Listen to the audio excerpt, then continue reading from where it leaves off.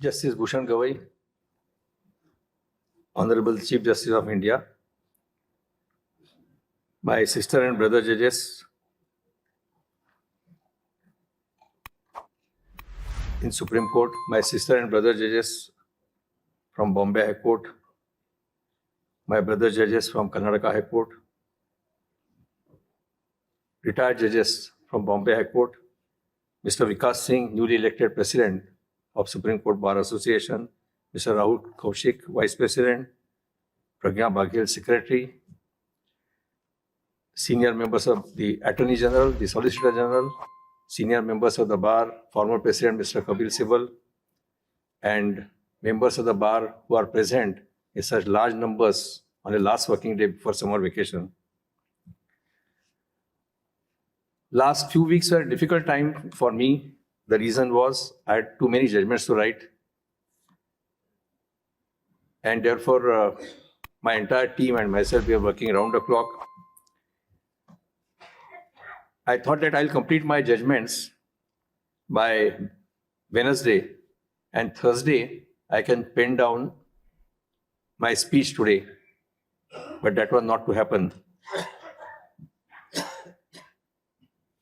Therefore, today, in the afternoon, after I went back from ceremonial hearing, just sitting here, I jotted down a few points.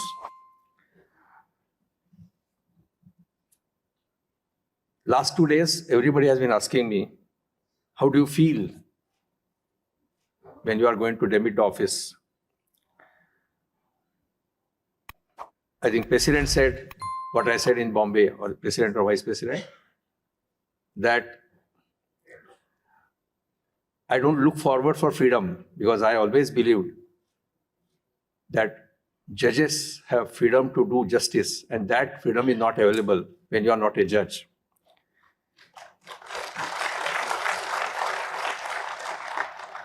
Therefore, there is, of course, a tinge of sadness in my mind that I will be demitting office of Judge of the Supreme Court of India. I have been a judge of 3 constitutional courts for last 21 years and 9 months. And when you are a judge of a constitutional court, you get so much involved with your work that judgeship becomes life, and life is judgeship. And that is one transition I'll have to face, and I will have to find out whether there is any life outside the justice. And I'm sure that I'll be able to do that and lead a constructive life ahead. Maybe after a few days, after my retirement, I'll be able to think rationally about my future course of action, or how I'm going to lead the future life.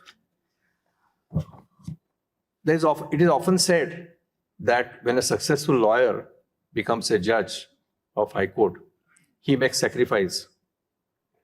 I don't agree with this concept at all.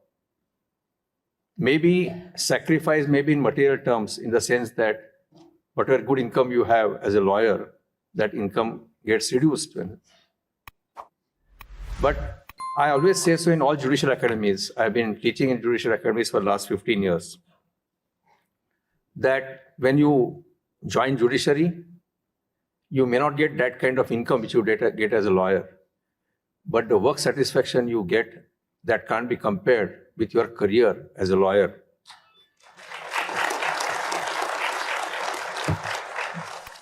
And judgeship, it's a beautiful concept. When you are a lawyer, you may be a very good lawyer, but your performance is constrained by your opponent, your own client. Sometimes you face very hostile judge. So you may be a good lawyer, but there are several constraints on your performance. But if you are a judge, when you sit in the court, nobody controls you except the Constitution and the law and your own conscience.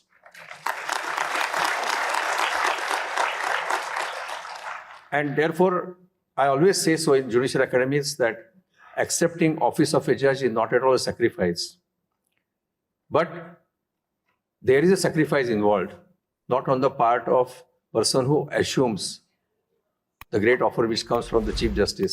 The sacrifice is involved on the part of family of the judge.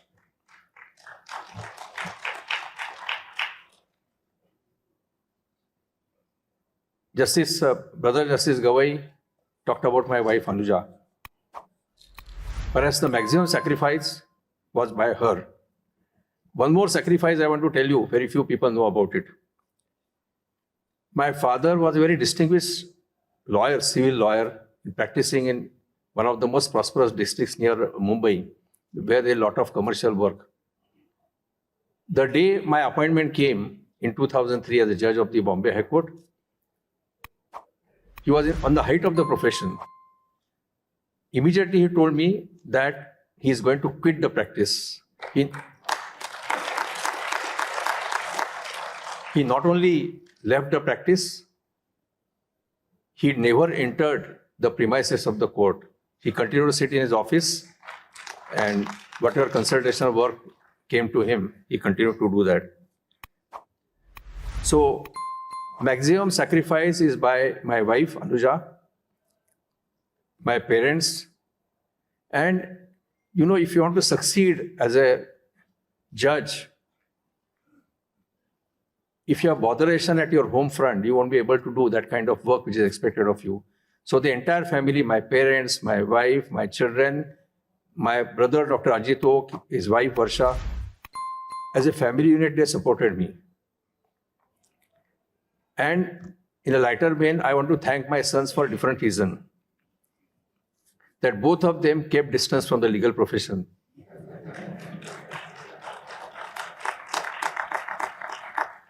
That can be a great relief for a judge. Therefore, when we talk about the work done by the judges, we must also give credit to their families, because their sacrifice is the real sacrifice. A person who occupies the office doesn't sacrifice anything. On 28th of June 1983, I started practicing in district court at Thane. Frankly speaking, I never thought at that time that I'll be able to practice in High Court, because my father was so successful on the civil side. He was a very leading lawyer. But somehow I could get an opportunity to start practice in High Court in 1984-85. My father's dear friend and former judge of the Bombay High Court, Justice Tipnis, he happily accommodated me in his chamber, but I could work with him for only 1 year because he was elevated. And then started my long journey in Bombay High Court. I'll come to that little later. And as a judge, funny things happen to you. I remember from the beginning of 2019, maybe senior lawyers, maybe senior judges used to talk to me and tell me, very likely you are going to become a Chief Justice. Somebody told me that I'll go to Jammu and Kashmir. Somebody said I'll go to Kerala. Somebody said I'll go to Mizoram, Manipur, Tripura. But surprisingly, nobody told me that I'll become Chief Justice in Karnataka. But Collegium thought so.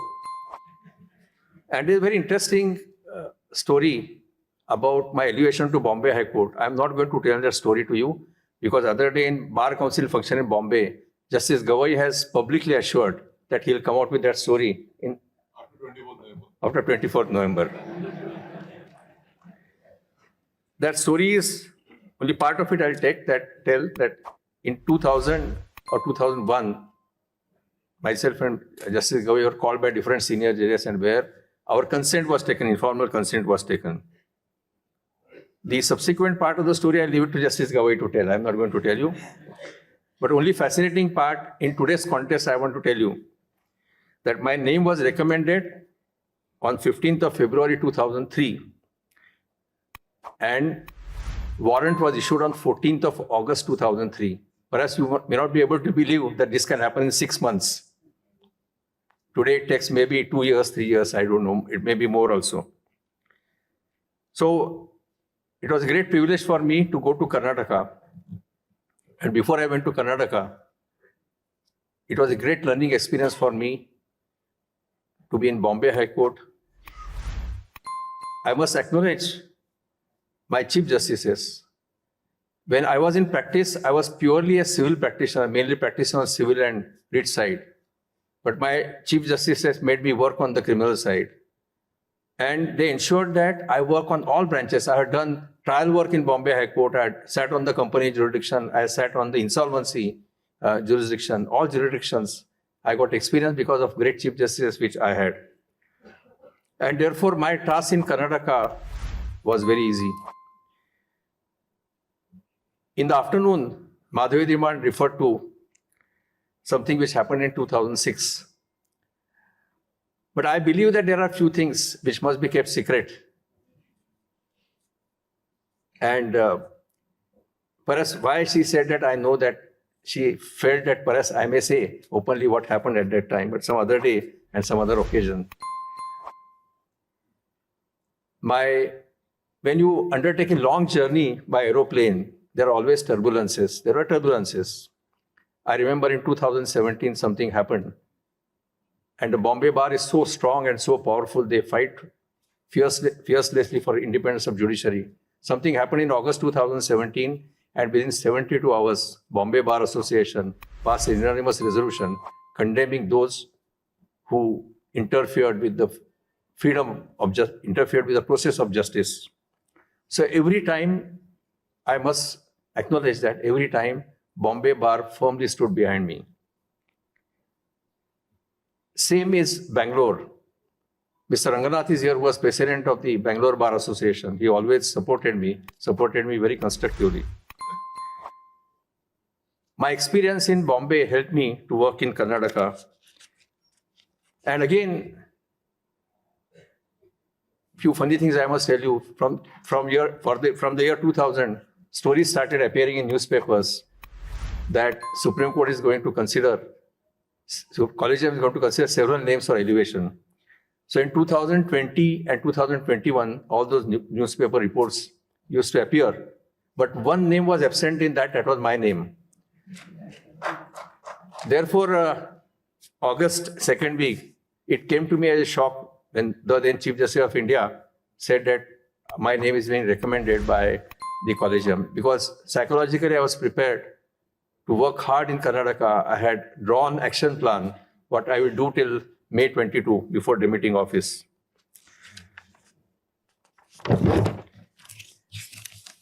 As I said, it was a great journey in Bombay High Court. I got a chance to work with great senior judges. My career began with Chief Justice C.K. Thakkar, one of the greatest judges I ever seen. He taught me everything starting from how to take notes, how to prepare notes when you read a file at home. Then I had a great honor to sit with Justice Ajit Shah, from whom I learned nuances of the writ jurisdiction. And after I started presiding over bench, I had fantastic colleagues in Bombay High Court. Some of them are here. Justice Sadhana Jadhav is here. Justice Revati is there. My good friend Gautam Patel is here. All of them shared bench with me. And I learned so many things from them. And they contributed very actively to whatever I did as a judge. Justice Gautam Patel showed me, or rather, tried to bring about improvement in me and making me laugh while sitting on the bench. Today is not a very serious day. Therefore, only one thing which Justice Gautam Patel said on his farewell, I want to share. He was a typical original side lawyer. And we were on one page always, but we differed only on costs. Because he had those concepts of original side about the amount of cost. Some of you must be remembering it. I used to say in open court, if you don't withdraw, I'll follow standard of Bombay High Court original side to impose costs. Some of you must be remembering it. I said so in open court. So we used to always differ on cost. He thought that I am fixing very lower amount. So there was one frivolous petition. I tried and convinced the lawyer to withdraw it. He would not withdraw. So therefore, I dictated the whole judgment. I looked at Justice Patel. I said, how much? He gave me signal like this. So I dictated 5 lakhs. He was taken aback. He said, I said 50,000.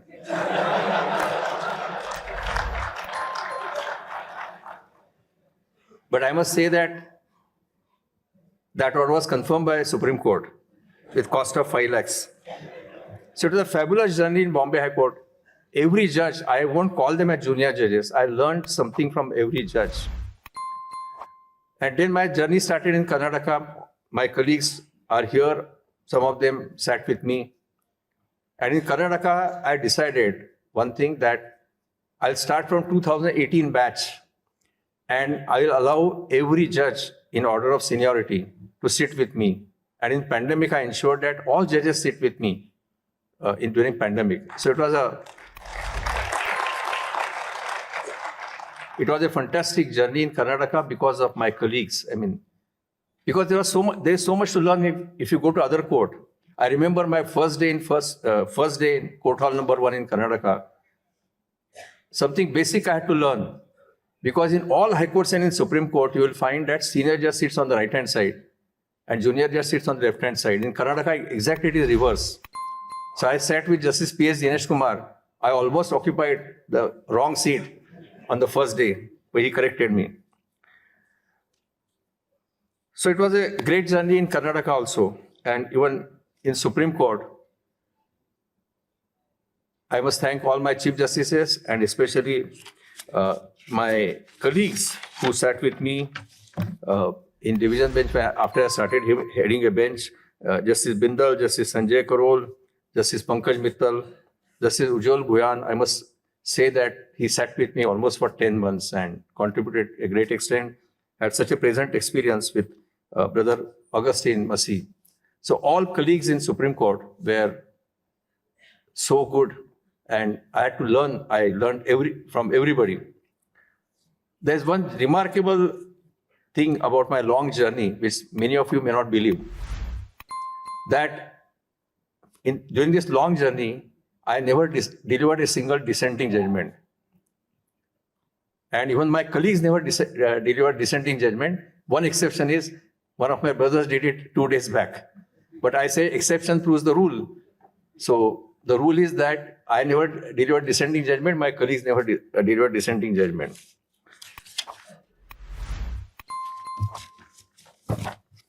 There are so many things which I want to say.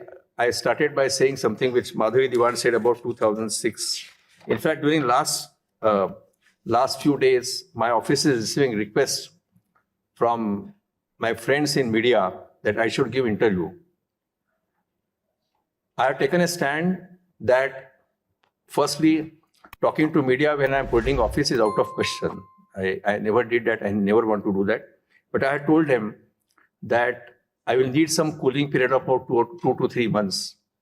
The reason is, today I speak to media, my mind is full of emotions because I'm demitting office after working for about 22 years. So I may say something, end up in saying something which I should not be saying. So I told all of them that please give me 3 months time. I'll reflect upon my career and I'll be in better frame of mind to speak to media. The reason is, I firmly believe that when you are in office, you are bound by constraints. But even if you demit office, after you demit office, you have to show some constraints. You don't have that kind of freedom which any other person has. And therefore, persons in media, today also I met few media persons, with folded hand, I told them that I won't speak to them. And this was the reason that cooling period is required. Now coming to judiciary in general, I don't want here to only express my emotions or I tell you how was my journey, but I had to carry something further. During last 21 years or 22 years, what I felt was, I genuinely felt that the Supreme Court and High Court, we had neglected our trial and district judiciary. In fact, that is the backbone of the judiciary. Those are the courts of common man. And therefore, I'm very glad that the then Chief Justice appointed a committee to prepare action plan for disposal of cases in our trial and district courts. We have huge pendency in trial and district courts.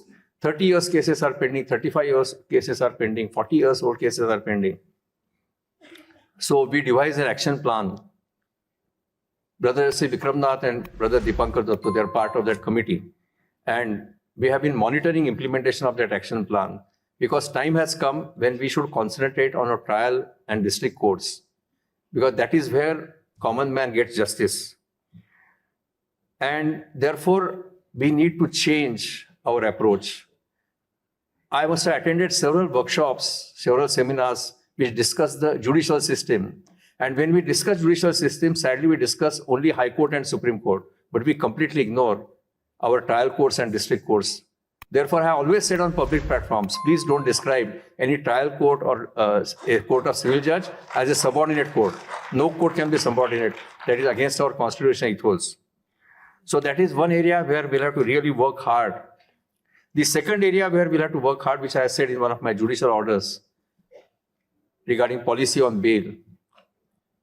Every high court, every bigger high court has pendency of criminal appeals. 20 years old, 25 years old criminal appeals are pending. 20 years or 25 years old first appeals and second appeals are pending. But that's the basic grassroots level litigation we have.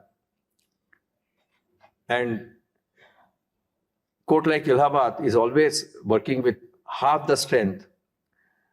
Something needs to be done urgently. I always felt, especially in criminal matters, that we sitting in High Court give priority to appeals against conviction of those who are in jail. We forget the appeals of accused who are on bail. So 20 years after a person is released on bail, you deal with 302 appeal. And then if you want to confirm the sentence, it's very harsh because you have to send somebody to jail after a gap of 20 years. So these are the areas, and especially even civil matters. If partition suit is going to take 30 years or 40 years, what relief we are going to give to common man? So these are the areas where we need to work very hard. In fact, we have made endeavor to, I must again thank the Chief Justice for that purpose, endeavor to devise action plan for disposal of old cases in high courts. Of course, high courts are constitutional courts. Therefore, we have only given that as a suggestion. So these are the few areas on which perhaps we'll have to work. Because sitting in Supreme Court, we can't be thinking only about Supreme Court. We have to think about common man, common litigant. And when we think about common man and common litigant, we must think about our trial and district courts. About Supreme Court also, I want to say something. I am very happy that Chief Justice Khanna took us on the path of transparency. Chief Justice Khanna took every decision by taking into confidence every judge of the Supreme Court. My dear friend Justice Bhushan Gawai has democratic values in his blood. His father was chairperson of Legislative Council in Maharashtra. And as I said in Bar Council function, in practice days, I was to appear in many political matters. So every political leader used to come to me and used to say that they are not seen Democrat like his father. And therefore, I am so happy that Justice Bhushan Gawai is the Chief Justice, and therefore I am going to take liberties of making few suggestions. I am not going to make demands like Mr. Vikas Singh, only few suggestions. And before I make those suggestions, perhaps you have seen the approach of the new Chief Justice. The practice of letters has returned, and many other decisions which he has taken. And he has taken those decisions in full court meeting, not in his own chamber.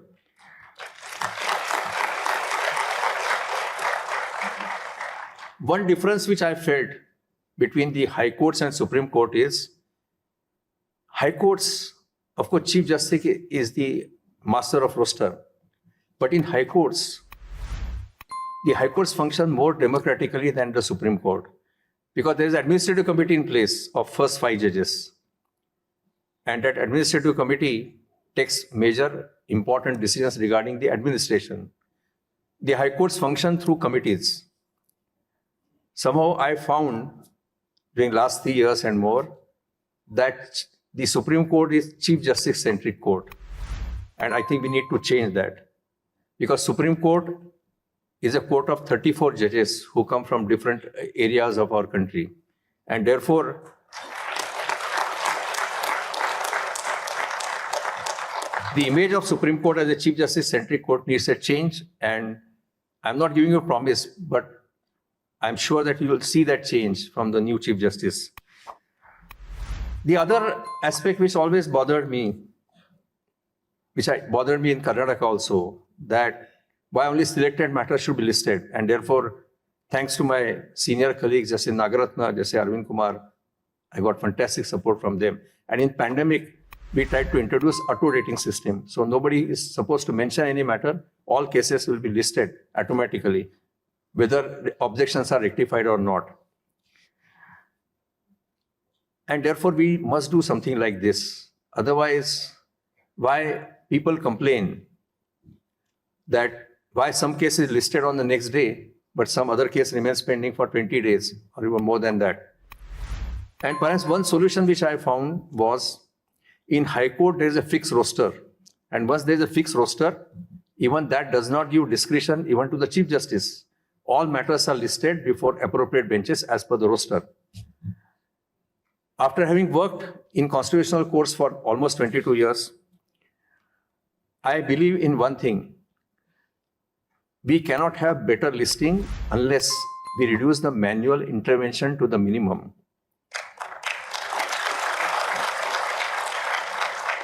And we have AI technology, we have other technology, we have softwares, that can really help, so that the listing must become rational. And nobody should have any grievance that why case A is being listed early and why case B is not being listed early. These are few areas where we need to work on.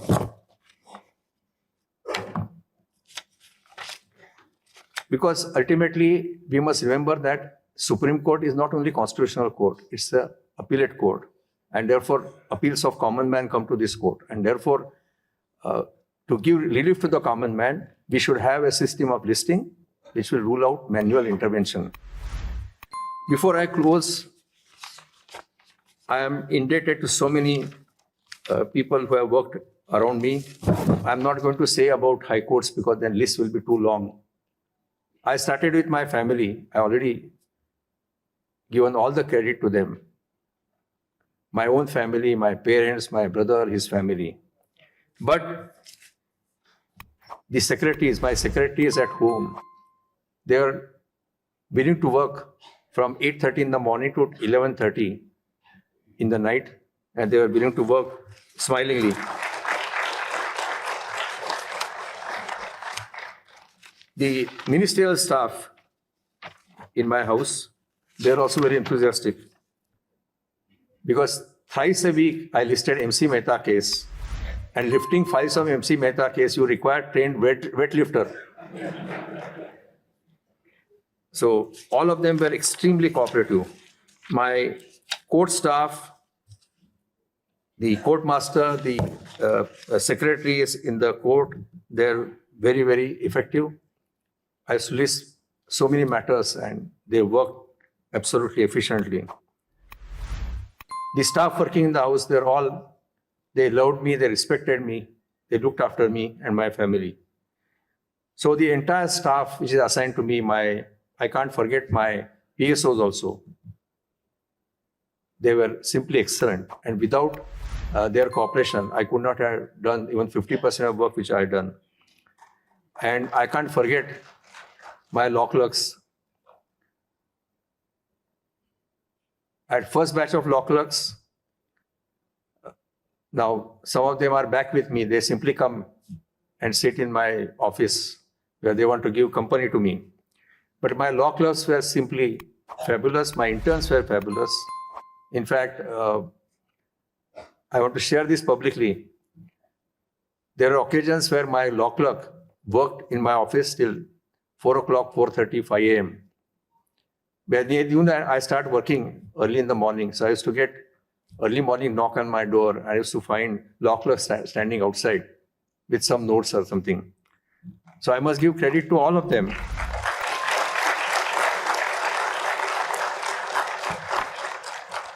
I wanted to take names of all my staff members, all members of registry. They're also extremely helpful.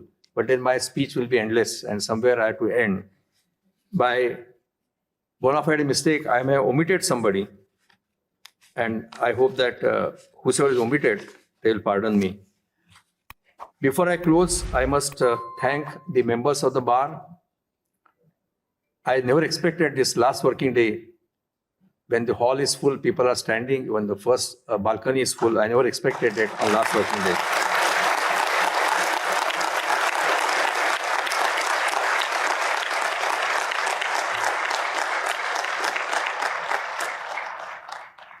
I thank all of you for your cooperation. I know that sometimes it was difficult to appear before me. In the ceremonial sitting, it was said, but it was said very sweetly. But all of you went out of the way to cooperate. I must also thank all the members of the bar who work as amicus, because I handle a large number of PILs. I must thank all of them. So I thank all of you from my bottom of heart. And I will say that even if I am demitting the office, my commitment to the cause will continue in some other capacity. I will always devote time to the cause of justice. Thank you.